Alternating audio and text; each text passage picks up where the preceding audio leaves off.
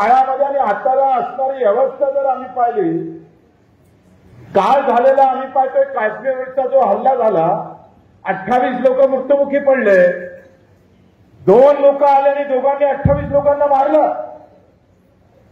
त्यांना तर मला वाटते टोपी समोर आणून चिथोळ्या करून टाकल्या पाहिजे. पण दुसरी जबाबदारी या देशातल्या चौकीदारानं स्वीकारलेली पाहिजे का? खाऊन जा असं म्हणणारा चौकीदार भ्रष्टाचारामध्ये अव्वल असणारा हा देश समोर जात आहे आणि इथं थांबला नाही तर 2 पाकडे इथं तरी चौकीदार मात्र बिहारमध्ये सभा घेतं. त्याचाही निषेध झाला पाहिजे, त्याचाही निषेध झाला पाहिजे.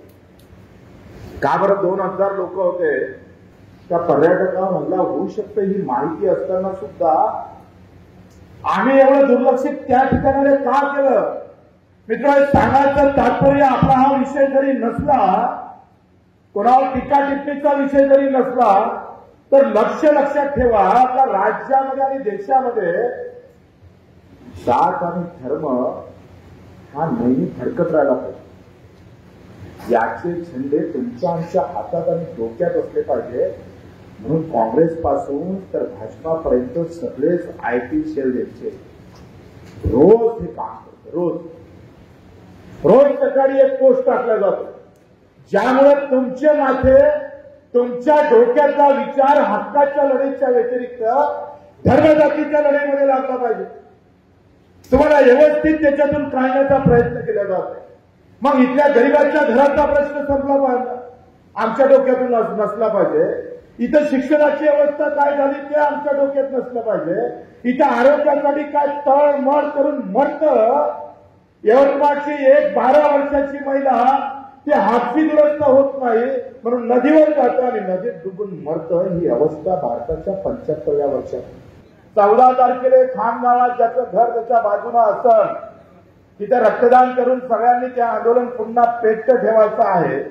2 तारखेला पहिली सभा बारामती अजितदादा पवारच्या घरासमोर होणार आणि तिथे आम्ही सांगणार की तुम्हाला जातीभेद धर्मभेद परवडला पण अर्थभेद नाही परवडला. अर्थभेद म्हणजे समजलं नाही. आमदार आले 2.5 लाख रुपये महिना, गावातल्या तलाठ्याने 40,000 रुपये महिना, 40 ते 45,000 रुपये महिना आणि गेले 2 महिने त्याला 1500 रुपये महिना. ही आहे अर्थभेद. ही अर्थभेद. तुरीची डाळ केली ते आम्ही पाहतोय चौपटच्या भावाला जातं.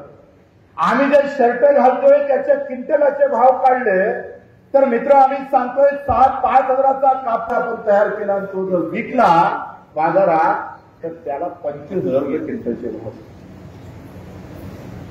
हा अर्थभेद आहे. आम्ही जातीभेद आणि धर्मभेदावर लढणारी माणसं नाही आहे. आम्ही अर्थभेदावर लढणार आहोत. आणि म्हणून अजितदादाची दादागिरी किती आहे ते आम्ही दूध बारामतीत जाऊन सांगणार आहोत. त्याला तिथं जाऊन त्यांचे काम विभागणी करणार आहोत. आणि 2 तारखेला सुरू होणारा हा प्रवास, ही रॅली 2-3 तारखेला पंकजाताई मुंडे, 4 तारखेला बाबासाहेब पाटील, 5 तारखेला राठोड आणि राठोडच्या घरासमोर अकोला, बुलढाणा, वाशिम, अमरावती, वर्धा या सगळ्या कार्यकर्त्यांना 5 तारखेला 9 वाजेपर्यंत यवतमाळला यायचं. तुमची तयारी आहे याची? असं समजा लग्नच आहे आपल्या कोणातल्या. मग तुम्ही याले वाहना काय झाले मी अपंग दिव्यांग बांधवावर माझा विश्वास है. अगर आपने अगर काम दिया तो हर किसी को हलना पड़ता है. वो हलाएंगे किसी को ही हालत में. आणि तुम्ही एकदा जर विचार केला तर आम्ही पाहतोय 5 तारखेला 9 वाजेपर्यंत तुम्हाला यवतमाळला यायचं आहे. तिथून आपण जायचंय नागपूरकडे रवाना होऊ. आणि मग मुख्यमंत्री आणि नितीनजी गडकरी कार्यसम्राट डांबराचे रोड काँक्रिटीकरण करणारे आमचे मंत्री. लोक आता म्हणते का डांबरीकरण बरं होतं पण काँक्रिटीकरण परवडलं नाही. आणि अकोल्यात तर अशी अवस्था आहे किती ठिकाणी रोड फाटला पताच लागत नाही.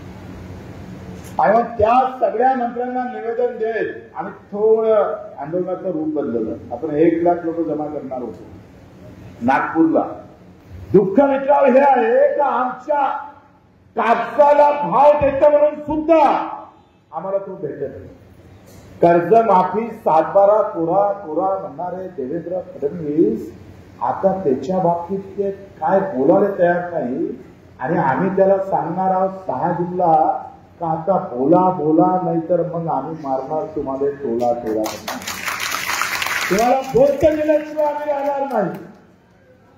या देशातला कष्टकरी जे काही असेल कामगार असेल कटले वाहणारा असेल आमचा फेरीवाला असेल हा सगळा कष्ट करणारा माणूस अजूनही आम्ही पाहतोय उपचारापासून करत शिक्षणापासून अलिप्त राहतं घर त्याच्या नशिबी येत नाही. लढाई मित्र हो जाती धर्माचे नाही म्हणून तिरंगा आमच्या डोक्यात आहे. तुमच्या आमच्या डोक्यातला स्वार्थ भावना बाहेर काढून टाका. मैं कहा बैठा हूं इससे बजाय मैं किसके लिए खड़ा हूं ये बहुत महत्वपूर्ण होता है. जिथं पाय मारत तिथं पाणी काढल्याशिवाय राहणार नाही नक्की तुम्हाला सांगते आहे. आज आपल्या 19 मागण्या त्याचा शासन निर्णय निघाला नाही. काल परवा मी मुख्यमंत्र्याला मेसेज केला फोन केला त्यांनी सांगितलं म्हटलं तुम्ही 6 जून पर्यंत 21 मागण्याचा GR निघाला पाहिजे. 21 मागण्याचा GR निघाला नाही तर आंदोलन कुठल्याही शैली कुठल्याही पद्धतीनं भेटू शकतं. 6 जूनला जे आम्ही करतोय ते कर्जमाफी मजुराचे प्रश्न घेऊन आणि दिव्यांगाचे 6,000 रुपये महिन्यासाठी आपण लढतोय आणि त्यासाठी आपल्या सगळ्यांची उपस्थिती प्रार्थनीय आहे.